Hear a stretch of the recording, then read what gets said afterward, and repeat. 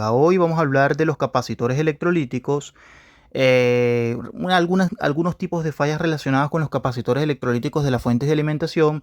Vamos a hablar de su capacitancia y vamos a hablar de algo de lo que poco se habla, que viene siendo la resistencia ESR o la famosa resistencia equivalente en serie, ¿ya?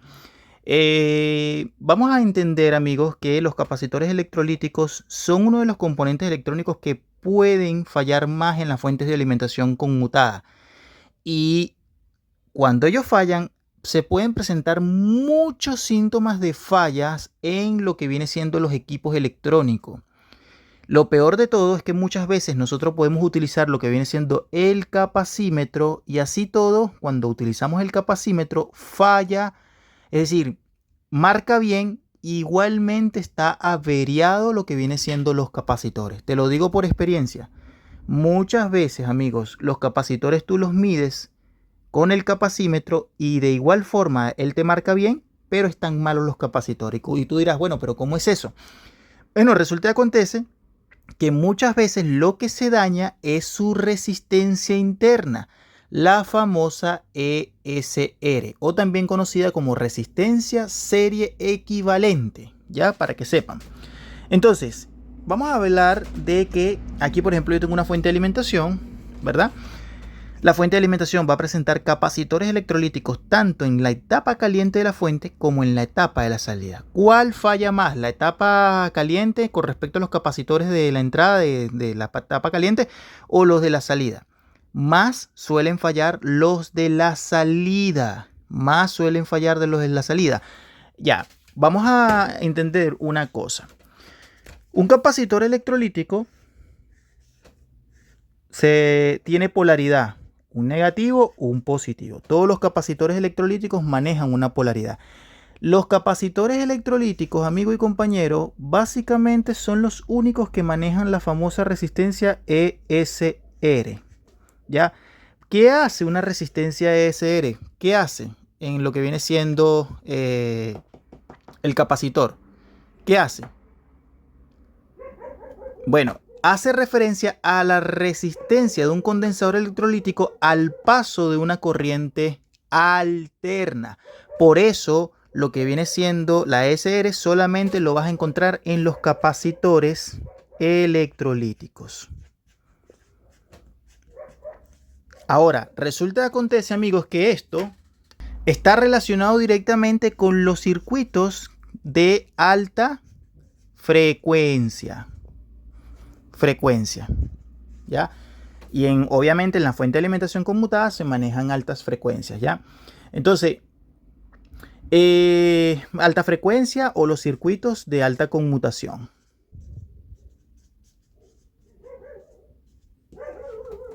Entonces, cuando esta resistencia se daña en los capacitores, y muy poco se habla de este tema, ¿ya? Cuando esta resistencia se daña, va a ocasionar severos problemas, ¿ya?, en la eficiencia del equipo electrónico o del circuito electrónico. Muchas veces este tipo de fallas está relacionado con el encendido del equipo electrónico. No solamente hablo de un televisor, hablo de audio, hablo de un DVD, de un Blu-ray, de una lavadora, de un refrigerador, en fin, hablo de varios equipos electrónicos, incluso equipos médicos, ¿ya? Cuando la resistencia ESR se daña, puede ocasionar esa deficiencia en el circuito electrónico determinado. Bien. Esta resistencia, cuando se avería, amigos, básicamente ella se avería hacia arriba, es decir, se aumenta. Se aumenta. Entonces, cuando ella se aumenta, es básicamente, cuando ella se aumenta, es donde el equipo va a presentar diferentes tipos de avería en las fuentes de alimentación conmutadas. Bien, entonces ahorita vamos a explicar por qué esta resistencia ESR no se puede medir con el multímetro. Con un multímetro como este, en escala de ohmios, no se puede medir. Imposible de medirla, amigos y compañeros, no se puede medir. Quien te entrega a ti esa información es un aparato como por ejemplo este. También hay uno en Argentina, del Laboratorio Nacional Argentino, que se llama Creatrónica. También elaboró un producto muy bueno, me parece, con referente al tema de la resistencia equivalente, ¿ya? Entonces, cuando esta resistencia se avería, puede pasar pérdida de energía en el equipo, ya, o en la fuente de alimentación, el circuito determinado, puede haber problemas de estabilidad de tensión ya a la salida, puede ocasionar que básicamente, amigo y compañero, una ESR excesivamente alta puede poner en riesgo aumentando la temperatura de los diferentes componentes electrónicos internos de la propia fuente. Si la resistencia ESR aumenta excesivamente, los componentes electrónicos, ejemplo, los semiconductores, pueden alterarse en su temperatura correspondiente, recalentarse y quemarse. Esto de muy poco se habla ya, entonces se lo estoy dejando claramente acá. Al aumentar la temperatura, los componentes internos de la fuente de alimentación se pueden averiar y quemarse y colocarse en cortocircuitos, ¿ya? La estabilidad de la tensión también está relacionado, amigos y compañeros, efectivamente con la resistencia ESR. Un aumento de la resistencia ESR puede ocasionar que la estabilidad de tensión de la salida de la fuente de alimentación, ejemplo 12, 5, 24 voltios, o incluso para el circuito del backlight, si aumenta esa resistencia, amigos, ¿qué es lo que puede pasar? Causa básicamente un impacto negativo en las fuentes de voltaje, fluctuando ese voltaje correspondientemente, ¿verdad? Y poniendo en riesgo la fuente de alimentación, haciendo que el equipo no encienda o haciendo que prenda y se apague, en fin, ¿ya? Y la pérdida de energía, cuando también aumenta la resistencia de SR, ¿ya? Recuerden que la resistencia de SR básicamente disipa energía en forma de calor debido a la resistencia en serie con el condensador. Si la resistencia interna aumenta, habrá una mayor disipación de calor, lo que hace que reduzca la eficiencia del equipo. Igualmente. Entonces, muchas personas se afincan a lo que viene siendo parte de la capacitancia solamente. La capacitancia. Por eso muchas veces tú mides con un capacímetro, ella te marca bien, pero así todo el equipo no funciona. No prende, no trabaja. ¿Por qué? Por el tema de la resistencia SR. Un capacitor, amigos, se puede dañar por las siguientes razones. Capacitancia baja. Ya que la capacitancia sea muy baja. Vamos a suponer que te marque 220 microfaradios y que el capacitor sea 220 microfaradios y te marque 180, por ejemplo. Eso está bajo. Ya, la otra, que la ESR se aumente. Y otra también que puede pasar, no voy a decir que es raro, pero también puede pasar que el capacitor se ponga en corto circuito. El tema es que básicamente los tres presentan diferentes tipos de síntomas. Un cortocircuito en un capacitor bloquea el voltaje, llevándolo a cero. ¿Ya? Cuando la SR aumenta, pasa, por ejemplo, que el equipo no responde o tarda en prender o prende cuando le da la gana, en fin. Y cuando una capacitancia baja, igualmente, compañeros y amigos, pasa que el equipo o no prende o tarda en encender o prende cuando le da la gana, en fin. Pero muchas veces no tenemos cómo medir la resistencia SR, claro, porque eso se mide con un aparato especial. Aquí, amigos, yo voy a buscar un capacitor. Vamos a suponer este, podría ser, sí. Mira, 220 microfaradios a 25 voltios. ¿Verdad? Este es un tema muy bonito y muy interesante en la parte de la electrónica. Mira, vamos a medir primero que nada la capacitancia. Bien, vamos a medir la capacitancia. Vamos a... cortocircuitar, primero que nada, y vamos a medir la capacitancia. Este capacitor es hasta 220 microfaradios. Vamos a ver. Está leyendo, está buscando. Vamos a ver si lo lee.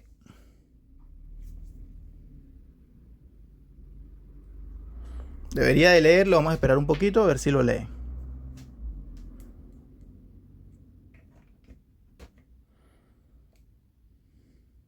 Debería de leerlo. Vamos a esperar. Ahí está. Mira, 220 microfaradios me está marcando 235. Está un poquito alto, ¿verdad?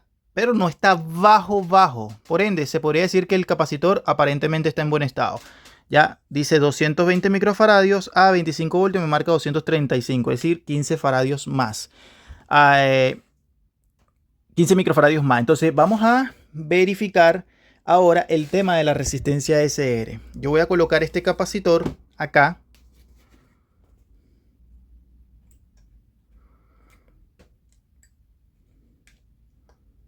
Ahí lo tenemos y voy a encenderlo. Está testeando. Vamos a verificar qué me dice. Bueno, ahorita me está diciendo que hay un error. Vamos a esperar a ver, porque no debería decir eso. Vamos a ver. Bien, aquí me habla de 232, cercano al valor, y me dice ESR .2. Ahí está, .2. Vamos a ver, .02 sería, vamos a verificarlo. Este es de 25 voltios a 220 microfaradios. Aquí está. 25, aquí dice .3. Ahí está, 0.3. Vamos a volver a meter este capacitor con mucho cuidado y vamos a poner de nuevo a leerlo, ¿ya? Vamos a verificarlo. Vamos a decir, porque muchas veces lo agarra. Estos aparatos tampoco son tan confiables. Estos chinos aparatos no son tan confiables. ¿Ya? Mira, 0.1, mira, está cercano. Ahí sí, 232, ¿verdad? Con una pérdida de voltaje Velox de 1.0 aproximadamente el %. Y una SR de 0.1, es decir, 0.2, 0.1 está un poco baja. Está relativamente bien. Cuando esta resistencia aumenta a un nivel desproporcional es donde se debe sospechar básicamente de la resistencia SR. Otra pregunta que me hacían es cómo saber si un capacitor electrolítico está en cortocircuito, ¿verdad? Un capacitor electrolítico en cortocircuito, simplemente usted va a poner el multímetro en escala de continuidad y básicamente cuando nosotros prendemos, él no puede sonar o marcar un pitido, escuchar un pitido que quede pitando eternamente, sino que no, mira, debe marcar un valor como una especie de carga y luego descargarse. Eso es completamente normal. Si él te queda marcando así directamente, eso es un cortocircuito y debes de reemplazar sí o sí. Entonces recuerden, las siguientes fallas, amigos. El capacitor puede fallar por capacitancia baja, por una SR en aumento o por un cortocircuito. Espero te haya servido esta explicación referente a los capacitores electrolíticos y cuáles son sus averías. Recuerda, tú puedes encontrarte un capacitor electrolítico que se vea bien, que marque bien en capacitancia y de igual forma le esté malo. Ya, nunca se les olvide eso.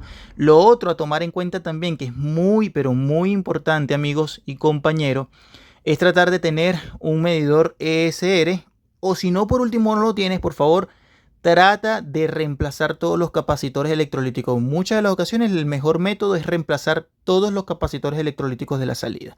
¿Ya?